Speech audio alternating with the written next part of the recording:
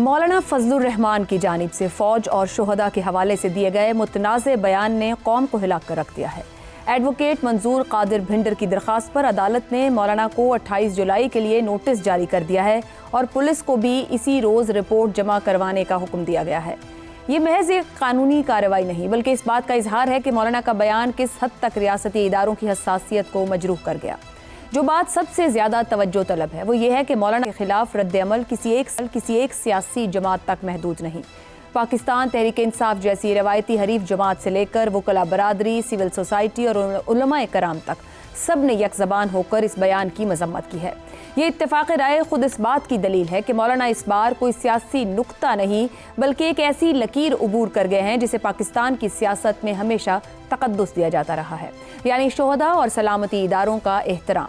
سوال یہ ہے کہ اتنا تجربہ کار اور رکھ رکھاؤ رکھنے والا سیاسی رہنما آخر ایسا بیان کیوں دے بیٹھا؟ اس کا جواب مولانا کے سیاسی ماضی میں چھپا ہے۔ کشمیر کمیٹی کی چیئرمینی ہو یا خارجہ امور، مولانا نے ہمیشہ اقتدار کے حصول کو ہی اپنا سیاسی نظریہ بنائے رکھا۔ وکی لیکس کے انکشافات اس امر کی محض ایک مثال ہیں کہ اقتدار کی خواہش کس حد تک ان کی سیاست پر حاوی رہی۔ یہی وجہ ہے کہ ان پر روایتی سیاستدانوں کی طرح کرپشن کے الزامات بھی لگتے رہے ہیں۔ جمہوریت سے مولانا کی وابستگی کا ریکارڈ بھی کچھ مثالی نہیں۔ 2002 کے متنازع انتخابات کے بعد خیبر پختونخوا میں صوبائی حکومت کے عوض اس دور کے فوجی حکمران کے لیے متنازع 17ویں ترمیم میں سہولت کاری ہو، یا 2018 کے انتخابات کو دھاندلی زدہ قرار دے کر ان کے خلاف لانگ مارچ کرنا اور پھر اسی اسمبلی کی حکومت میں شامل ہو جانا اور اپنے بیٹے کو بھی وزیر بنوا لینا، یہ سب مولانا کی عملیت پسندی کا ثبوت ہے۔ اصل حقیقت یہ ہے کہ موجودہ سیاسی نظام میں مولانا یا ان کے کسی قریبی رشتہ دار کے لیے کوئی حصہ نہیں نکل رہا۔ یہی وجہ ہے کہ وہ وقفے سے نظام کے خلاف بیانات دیتے رہتے ہیں، اور اب یہ سلسلہ شہداء کے خلاف ہرزہ سرائی تک جا پہنچا ہے۔ پاکستان کی تاریخ میں ذوالفقار علی بھٹو، بے نظیر بھٹو، نواز شریف اور زرداری جیسے قومی دھارے کے سیاستدانوں نے بھی اپنے اپنے ادوار میں ریاستی اداروں کے مخصوص عہدیداروں پر تنقید کی ہے، مگر کبھی بھی سلامتی کے اداروں یا شہداء کو مجموعی طور پر ہدف نہیں بنایا۔ مولانا کا طرز عمل اس روایت سے واضح انحراف ہے۔ اب اصل سوال یہ ہے کہ کیا مولانا فضل الرحمان کو اپنے اس متنازع سیاسی اور قانونی قیمت چکانا پڑے گی؟ کیا 28 جولائی کی سماعت اس کا پہلا جواب دے گی؟ اسی زاویے سے پینل کے سامنے سوال رکھیں گے۔ ہمارے ساتھ ہیں شہزاد چودھری، زیغم خان اور رضا رومی صاحب۔ پروگرام کا سوال آپ سبھی کے لیے۔ حکومتوں کا حصہ رہنے، حکومتیں بنانے، گرانے، مقتدرہ سے تعلقات کا وسیع تجربہ رکھنے والے مولانا فضل الرحمان کا متنازع بیان جوش خطابت، زبان کی لغزش یا سیاسی محرومی کی فرسٹریشن؟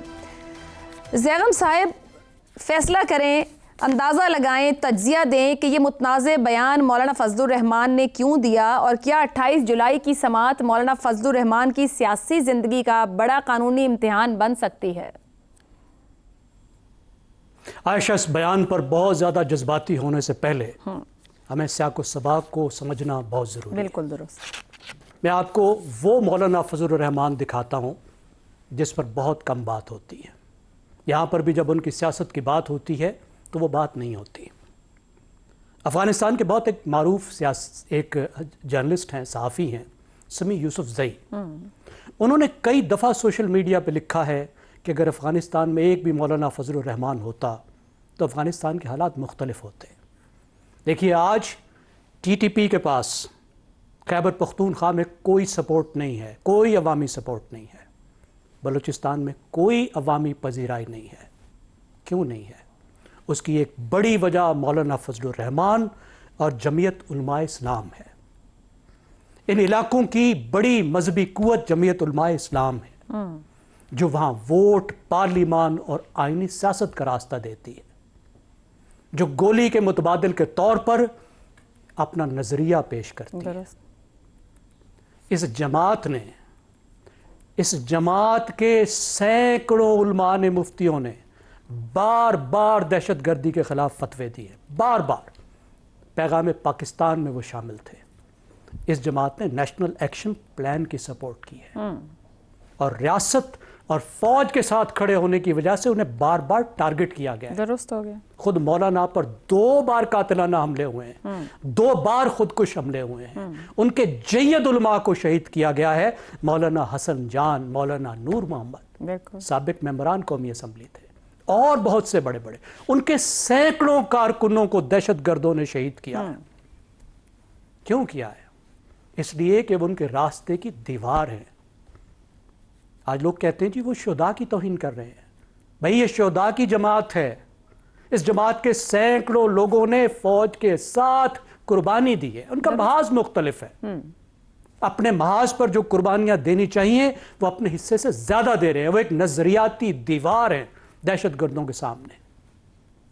تو ظاہر ہے شکوے بھی ہو سکتے ہیں جب آپ اکٹھے ہوں، ایک محاذ ایک کے پاس ہے، ریاست کے پاس ہے، ایک محاذ علماء کے پاس ہے، علماء کا محاذ انہوں نے بہت زبردست زیغم صاحب کسی کی بھی قربانی یا شہادت کو تو ہم چیلنج ہی نہیں کر رہے، پھر مولانا صاحب سے یہ جو کہہ دیا یا جو متنازع بیان دے دیا یہ کیا ہے؟ جوش خطابت ہے، زبان کی لغزش ہے، یا وہ سیاسی محرومی کی فرسٹریشن ہے؟ ظاہری بات ہے یہ ماضی ہے اور حقیقت ہے جو سب کچھ آپ کہہ رہے ہیں۔ جو میں نے ابتدائیے میں کہا وہ بھی ایک حقیقت ہے، وہ بھی اپنے حقائق کے ساتھ سامنے کھڑا ہے۔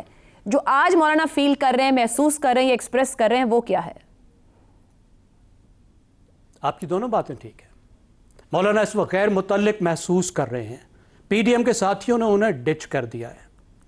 مشکل وقت میں جن کے ساتھ وہ کھڑے ہوئے تھے آج ان کے ساتھ نہیں ہیں، اسٹیبلشمنٹ ان کو لفٹ نہیں کرا لی۔ پھر آپ دیکھیے کہ وہ کہاں پر ہیں، ان کی سیاست کے آپ کنٹیکسٹ کو دیکھیے، جہاں ان کی بیس ہے اس کو دیکھیے، وہاں کون ہے؟ ایک طرف ایک نسل پرست پاپولسٹ تنظیم ہے جس پر پابندی لگائی گئی ہے، دوسری طرف دہشت گرد ہیں۔ اپنی بیس کو انہیں بار بار بتانا پڑتا ہے کہ وہ اسٹیبلشمنٹ کے ساتھ غیر مشروط طور پہ ساتھ نہیں ہیں، وہ پاکستان کے ساتھ ہیں۔ ان کے الفاظ میں ایک ناراضگی ہوتی ہے، جوش خطابت ہوتی ہے، لیکن اس جوش خطابت کو بھی تو ہم نے کنٹیکسٹ میں رکھنا ہے نا۔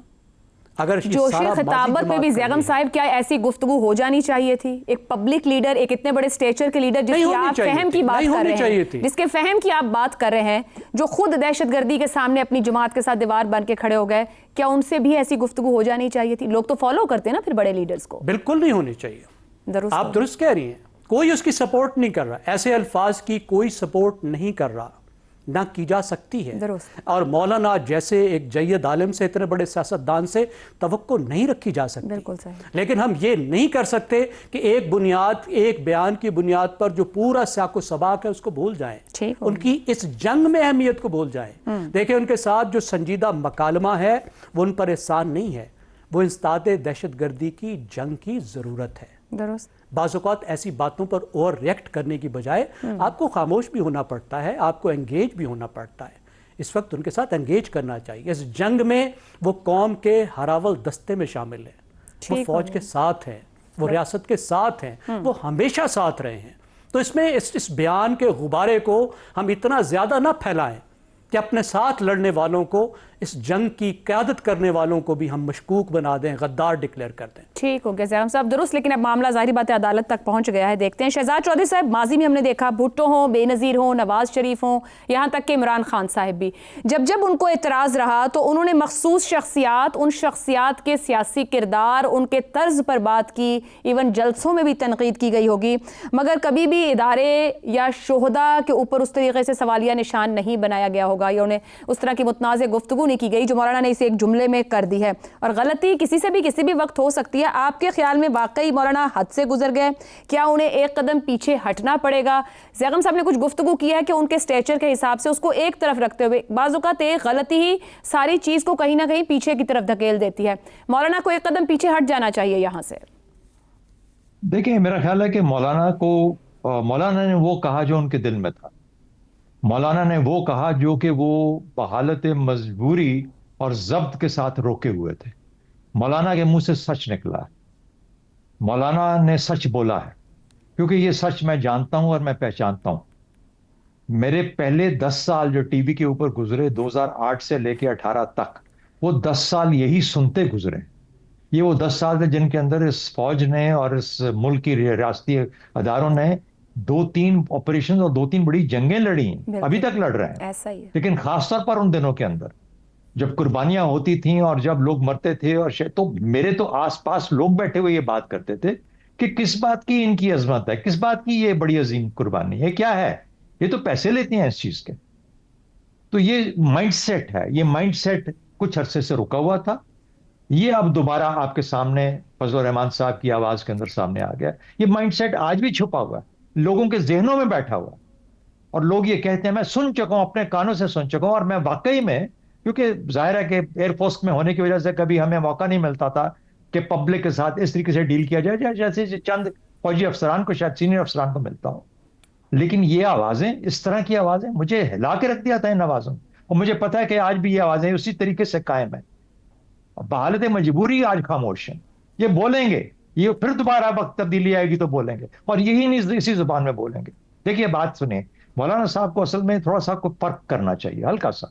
उनको ये पता होना चाहिए कि मर्सनरी फोर्स क्या होती है, उनको ये पता होना चाहिए कि कंस्क्रिप्शन फोर्स क्या होती है और वॉलंटियर फोर्स क्या होती है। जो मर्सनरी फोर्स है वो किराए की फौज होती है, वो आपके पैसे दे के उनसे काम करवा लेते हैं। तो पाकिस्तान की अफवाज मर्सनरी फोर्सेस नहीं है, ये वॉलंटियर फोर्सेस हैं, अपनी मर्जी से। फॉर एग्जाम्पल, मौलाना साहब का बेटा अगर जाना चाहे अफवाज के अंदर तो कोई उसको जाहिर है टेस्ट के थ्रू गुजरना पड़ेगा, रोकेगा उसको कोई नहीं। और अगर वो ना जाना चाहे तो उसको मजबूर कोई नहीं कर सकता। और उनके बच्चे तो बड़े हो गए, लेकिन शायद उनके बच्चों के, उनके पोते जो हैं उनकी बारी हो, कोशिश जरूर करें, कोई मजबूर कभी नहीं करेगा उनको जाने पे। कंस्क्रिप्शन वो होती है जहां रियासती जबर हो कि आपको ये जाना ही जाना है, इतना साल सर्व करना है। इस तरह भी मुल्क हैं दुनिया के अंदर जो कंस्क्रिप्शन फोर्स रखते हैं।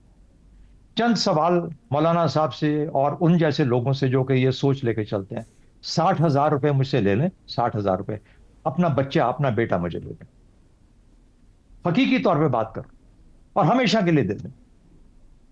फिर मैं आपको, अगर आपकी किस्मत हुई तो कभी मिलेगा, वरना नहीं मिलेगा। अगर है 60,000 में बेचने की कुव्वत तो मुझे दे दो। इसलिए मैं आपको ये बता दूं कि ये जर्नैलों को याद करते हैं, जर्नैल बनने के लिए ना 925 रुपए पे नौकरी शुरू करनी पड़ती है। अफसर बन के पहली तनख्वाह मेरी 925 रुपए थी, और मैं जब रिटायर हुआ तो मेरी 60,000 रुपए थी। 2006 में मैं रिटायर हुआ, 33 इयर्स ऑफ सर्विस के बाद। तो कहने का मतलब है कि जब आप ये सफर करते हैं तो फिर जर्नैल बनते हैं। हम सिर्फ जर्नैलों को देखते हैं, हम उस सफर को नहीं देखते जो कि एक महाजों पे और महाजों पे और जंगी कैफियत में गुजारा होता है। और आपने बच्चा अपना, किसी माँ बाप ने बच्चा किसी और को दे दिया होता है कि मिल गया तो वापस आ गया तो देख लेंगे, ना मिला तो आपने दे दिया किसी को। तो कर दें ना, दे दें, मुझे 2 लाख ले लें, 5 लाख ले लें, 60,000 छोड़ें जी, 10 लाख ले लें, बेटा मुझे दे दो, किसी को दे दो यार, इस मुल्क को दे दो, रियासत को दे दो। लड़ रहे हैं, शहीदों के कब्रिस्तान हुआ करते हैं। इस तरह की गुफ्तगू करके ना आप उनका रुतबा कम नहीं कर सकते। तो इसलिए ये मुनाफकत है, इस सरासर मुनाफकत है।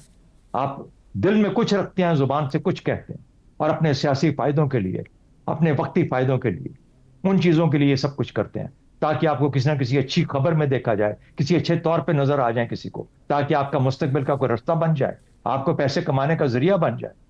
तो जहां पर आपको आदत हो पैसों की और पैसों के अंदर तोलने की, तो आप हर चीज को पैसों में ही तोलते हैं। ये है फर्क उन लोगों में जो कि बगैर सोचे समझे चले जाते हैं और फिर उसके बाद फिर अपनी जिंदगी वहां लगा आते हैं, और वो लोग जो कि बाहर बैठ के फिर ये मजाक उड़ाते हैं और इस किस्म की। देखिए, ये अल्फाज और मुहावरे की बात नहीं है, ये एहसास की बात है। किसी की औलाद की एहसास कर लीजिए, साथ वाले घर के किसी बच्चे की औलाद की एहसास कर लीजिए, अपने वोटर्स के बच्चों की एहसास कर लीजिए, उनके लिए अच्छा लफ्ज इस्तेमाल कर लीजिए। तो मुझे ये कोई ना बताए कि ये असल में उनका ये रोल है, उनका ये जो रोल है वो भी हमारे सामने है, वो भी हमारे सामने, वो भी 100% हमारे सामने है कि क्या करना चाहिए मगरबी सरहद पे या नहीं करना चाहिए, ये भी उनमें से भी शामिल है। बहरहाल देखिए, हम सब इस मुल्क के रहने वाले हैं। आप समझते हैं कोई कानूनी कॉन्सिक्वेंसेस होंगे? हमने देखा बानी पीटीआई का 9 मई, बानी एमक्यूएम का अगस्त 2015 भी सियासी कानूनी कीमत दोनों को अदा करनी पड़ी गई ना कहीं। आपका सवाल ये है कि क्या ये जेल में जाएंगे क्योंकि फौज बड़ी अपसेट हो गई है, ये सवाल है आपका। मेरा हाल है, फौज इन चीजों से, ऐसे लोगों से अपसेट नहीं हुआ करती, नहीं होने की जरूरत है। काम हमने क्या क्या नहीं सुना हुआ, क्या क्या नहीं सहा हुआ, हमने फिर भी अपना काम कभी नहीं छोड़ा। ये फौज को तरीका आता है, उसको पता है, उसकी देखिए, एट द पेरल ऑफ माई लाइफ आप ओथ लेते हो कि मैं अपनी जिंदगी की कीमत उसके ऊपर, उसके सदके मैं आपको आज अपने कमीशन पहन रहा हूं, अपना ज्वाइन कर रहा हूं। ये चाहे फौजी है चाहे अफसर है, वो सब ये लेता है एट द पेरल ऑफ माई लाइफ। जिंदगी में अपनी दे रहा हूं, आप लोग रियासत के नाम कर रहा हूं, मुल्क के नाम कर रहा हूं। ठीक। तो इसलिए ये इन चीजों से, एक आदमी से, 2 आदमी से, 6 आदमियों से یہ وہی یہیں رہیں گے, سیاستدان کہیں نہیں جاتے, آپ کو درست پتہ ہے ہے، نا, درست ہے۔ they always stay around, ٹھیک یہ ہے۔ ہمیشہ کے لیے آتے ہیں.